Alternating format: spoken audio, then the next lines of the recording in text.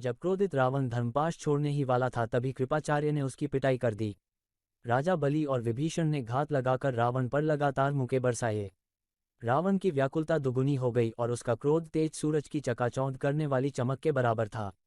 लेकिन जब उसने प्रतिकार करने की कोशिश की तो जब परशुराम राजा बलि, विभीषण और कृपाचार्य के साथ शामिल हो गए तो एक अपरिवर्तनीय भाग्य का डर रावण को घेर लिया। राक्षसों का राजा और सबसे शक्तिशाली असुरों में से एक अपने ही खून से लथपथ था, जो अनगिनत हमलों का परिणाम था जिससे वो बच नहीं सका। यह एक भयानक, लगभग दयनीय दृश्य था। रावण अकेला और परेशान था। अपने भाई विभीषण को भी अमरों का समर्थन करते और उन सभी को अस्त्रों के घातक संयोजन का प्रयोग करते देखकर रावण भयभीत हो गया। जब रावण ने उन्हें देखा तो अमरों ने नागास्त्र, नागपाशा और धर्मपाशा की शक्तियों को विकसित किया, जो कि रावण द्वारा बुलाए गए अस्त्र थे। उन्होंने 3 दिव्य हथियारों की शक्तियों का विलय किया और उन्हें जारी किया। पवित्र सूत ने रावण को पिंजरे में बंद कर दिया, जिससे उसे अपने अंदर बची आखिरी कुछ सांसें गिनने के लिए मजबूर होना पड़ा। हवा में जीत को महसूस करते हुए सभी 4 अमर रावण पर तीरों की बौछार करने के लिए एकजुट हुए, जब तक कि उसके शरीर को छेदने वाले लाखों तीरों के वजन और प्रभाव से वह दरवाजे के अंदर वापस नहीं धकेल दिया गया। राक्षसों का राजा कल्लारा दरवाजे के पीछे गहरी, अंधेरी खाई में गिर गया, जिससे उसका आत्मविश्वास टूट गया और बची हुई असुर सेना का सपना नष्ट हो गया। ओम ने दूर से ये सब होता देखा और असुर कैसे लड़खड़ाने लगे। फिर भी अभी कुछ और किया जाना बाकी था। एक बार जब रावण चला गया तो सभी असुर सेनाएं खत्म होने लगीं और दरवाज़ा धीरे धीरे बंद होने लगा, जिससे असुर वापस उसकी ओर भागने लगे, क्योंकि अन्यथा वे बच नहीं पाएंगे। जैसे ही वृषभपि बचे हुए असुरों को वापस दरवाजे में फेंक रहा था, वॉल्ट बी ने खुद को बंद कर लिया। शिशु से निकाली गई कीहोल के आकार की पुतली कल्लारा दरवाजे पर बने सांप की आंख के सॉकेट से बाहर निकली, ठीक उसी तरह जैसे वह द्वापर युग में भगवान कृष्ण द्वारा अघासुर को मारने के बाद उसकी आंख के सॉकेट से निकली थी। एक बार जब ये जमीन को छूता तो पिघल जाता और पृथ्वी की सतह इसे सोख लेती, जिससे इसका अस्तित्व हमेशा के लिए मिट जाता। सभी असुरों का सफाया करने के बाद वृषभपि सिकुड़कर अपने सामान्य आकार में आ गया। ओम अपने घोड़े से नीचे उतरा और उसके हाथ में अभी भी उसकी शक्तिशाली तलवार थी। सभी अमर अब नागेंद्र की ओर मुड़ गए, जिन्होंने मृत संजीवनी की पुस्तकों के शब्दों को अपने शरीर के अंदर समाहित कर लिया था। ओम ने नागेंद्र को अमर लोगों से घिरा देखा। ओम को पद्मनाभ स्वामी मंदिर के रास्ते में परशुराम के शब्द याद आए, हम उसे एक ऐसी स्थिति में लाएंगे जहां वह खुद को अमर होने के लिए शाप देगा और हमसे उसे मृत्यु का वरदान देने का अनुरोध करेगा। एलोरा के फिर से एक पर्वत में परिवर्तित होने की स्मृति परशुराम की क्रोधित आंखों में स्पष्ट थी। तब परशुराम ने अपनी सारी शक्ति अपने शक्तिशाली फरसे में एकत्र की और उसे दूर से नागेंद्र की ओर निर्देशित किया।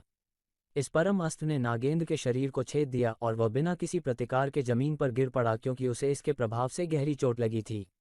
इसे वरदान कहें या अभिशाप, लेकिन वह भी अमर था क्योंकि बाकी लोग उसके खिलाफ खड़े थे और इसलिए उसने उपचार करना शुरू कर दिया।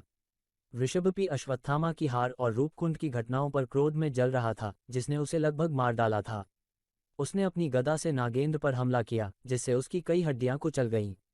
कृपाचार्य भी अश्वत्थामा और बलहार की मृत्यु के शोक में शामिल हो गए।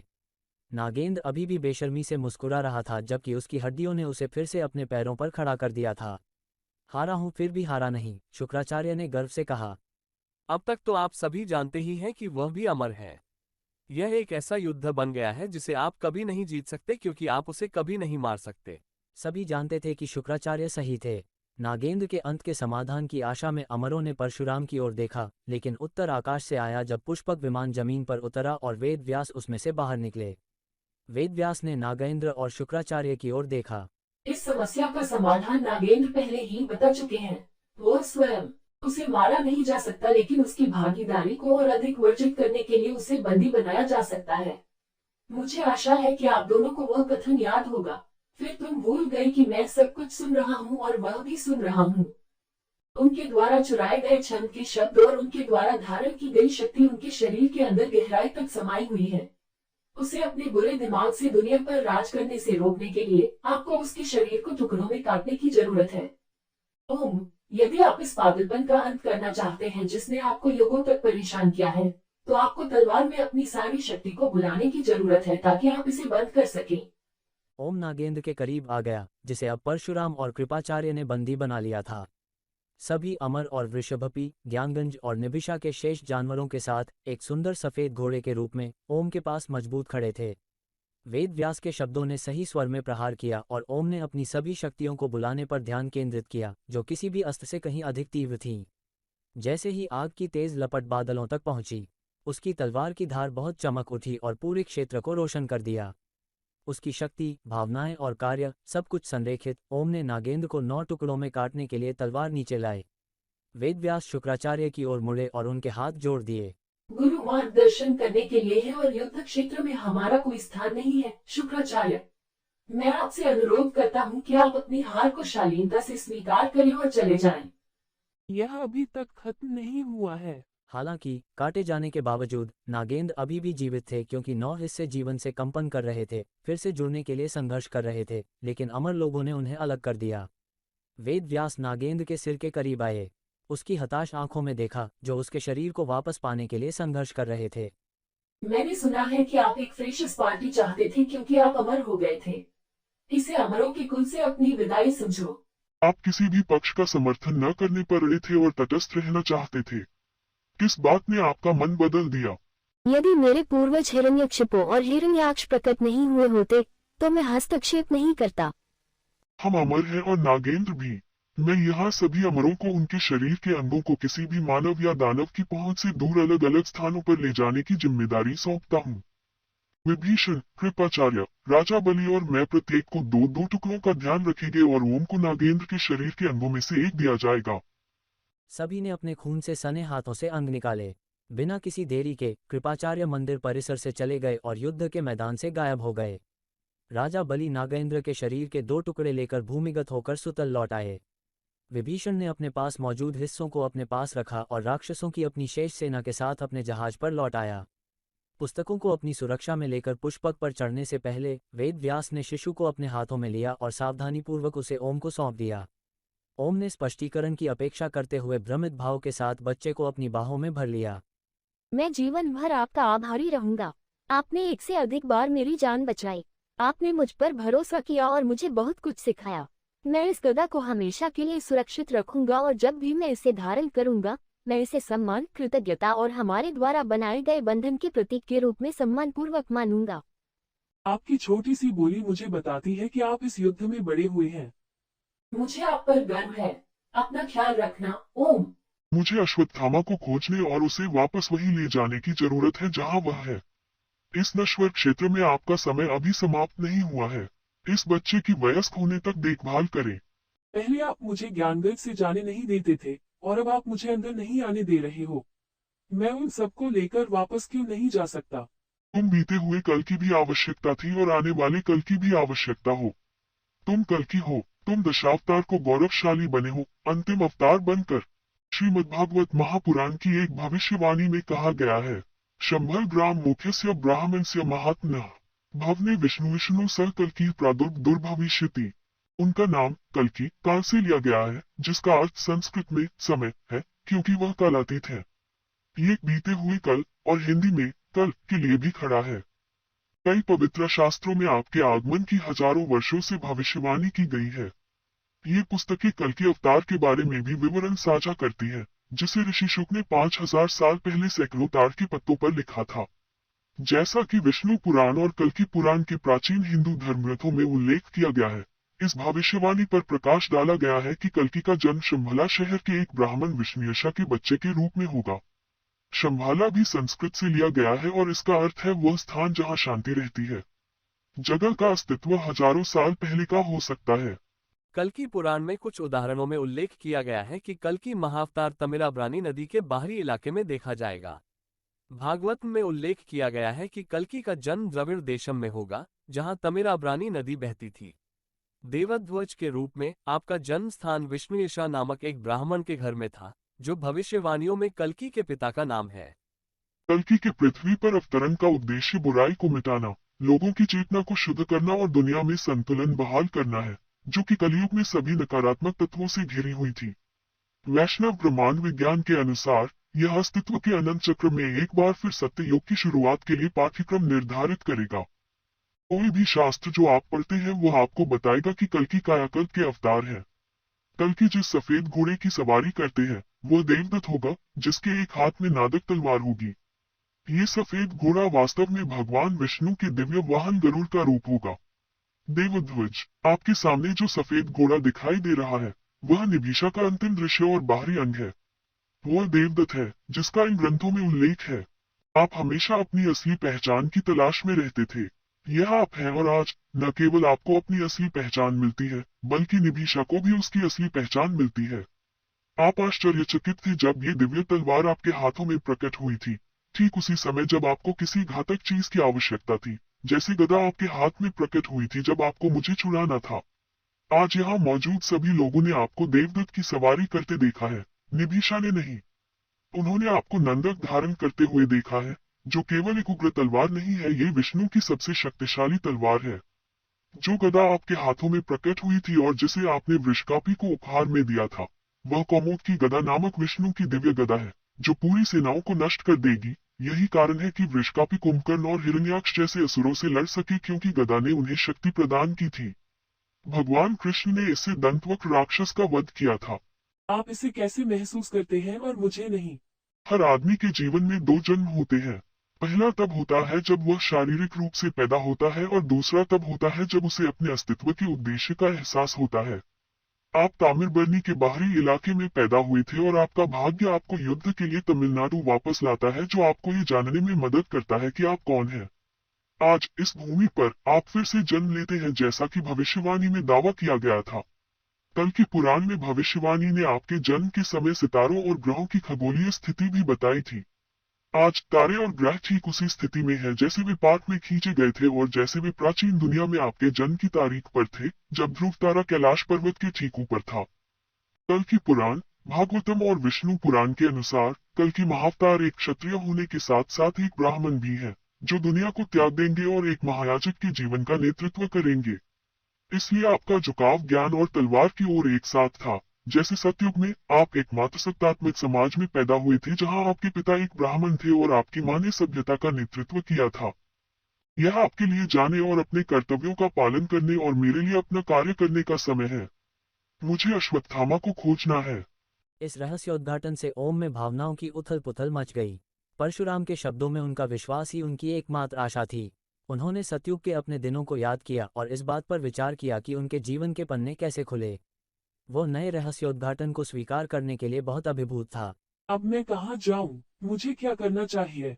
अगले 20 वर्षों तक इस शिशु की देखभाल करें जिसे आप अपने हाथों में पकड़े हुए हैं।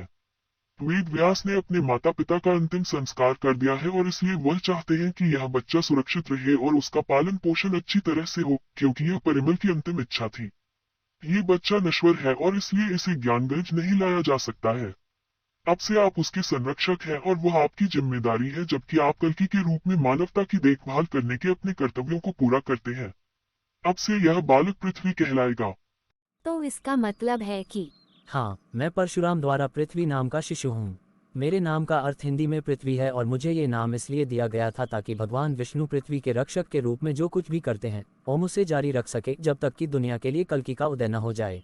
श्रीमती बत्रा की आंखें इस चौंकाने वाले एहसास से फैल गईं कि घटनाओं की इस श्रृंखला को बताने वाला वही शिशु था जो असुरों के बीच जीवित बचा था, वही शिशु जो अपने माता पिता के खून के पोखर में पैदा हुआ था। अपने पुराने अतीत को याद करके पृथ्वी की आंखों में आंसू आ गए, जिसे वह रोकने में कामयाब रहा, जबकि श्रीमती बत्रा ने सहानुभूतिपूर्वक उसकी ओर देखा। पृथ्वी और श्रीमती बत्रा के बीच एक भारी सन्नाटा छा गया। क्या एक गिलास पानी ले सकते हैं? हाँ यकीनन, मुझे थोड़ा समय दें। तो आप LSD और परिमल के पुत्र हैं, जिसका नाम परशुराम ने रखा है और 10वें अवतार कल्कि ने खुद को पाला है। हो, और तुम अपने पालक पिता कल्कि की तलाश में हो, जहाँ वह अब है। कल्कि पुराण की भविष्यवाणी में कहा गया है कि कल्कि सिंगल द्वीप के बृहद्रथ और कौमुदी की बेटी पद्मा से शादी करेंगे, जिसे अब श्रीलंका के रूप में जाना जाता है। पद्मा को देवी लक्ष्मी का अवतार माना जाता है।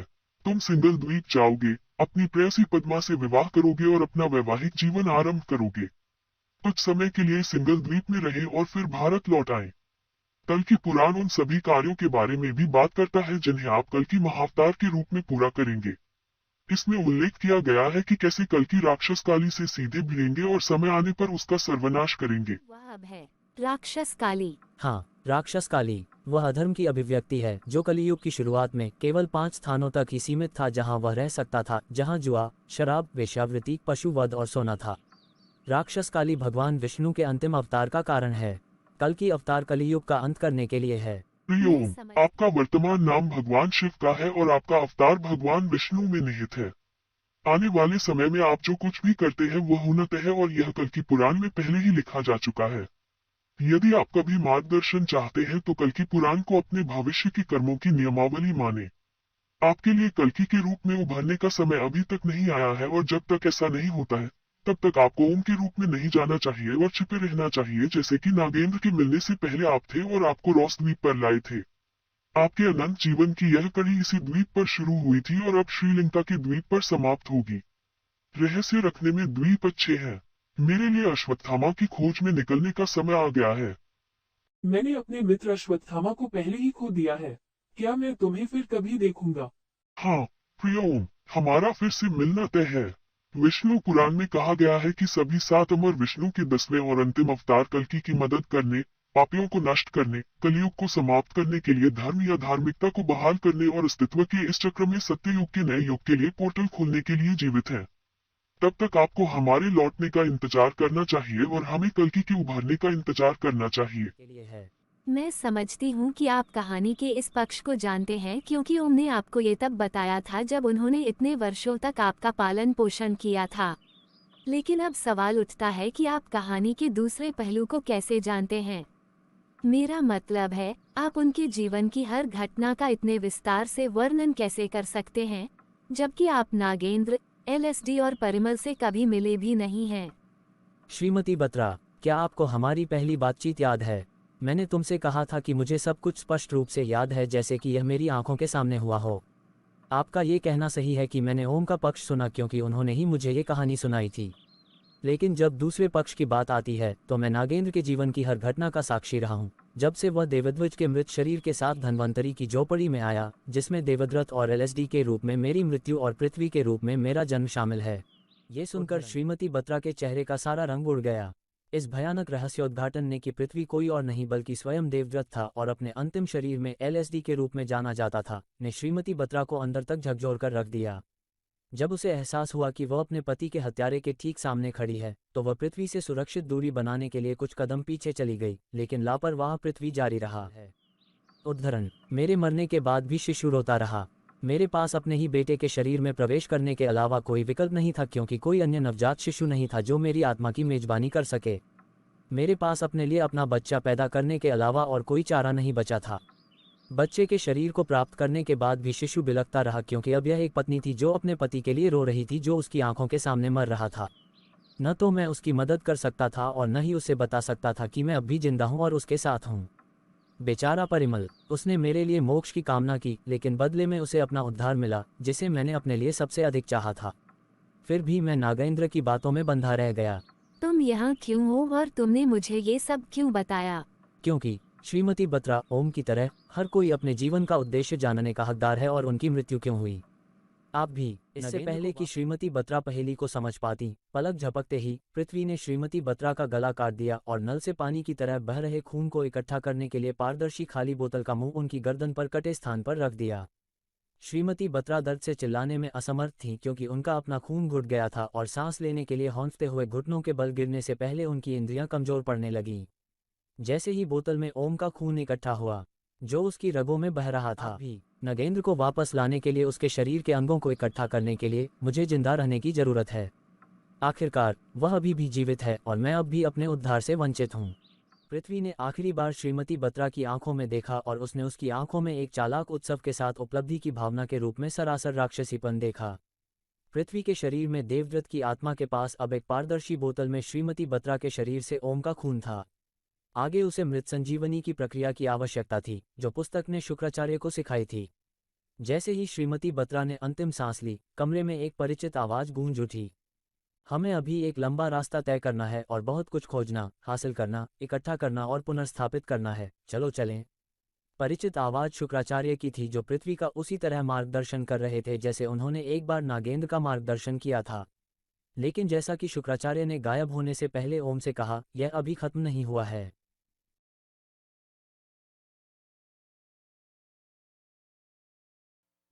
Yeah.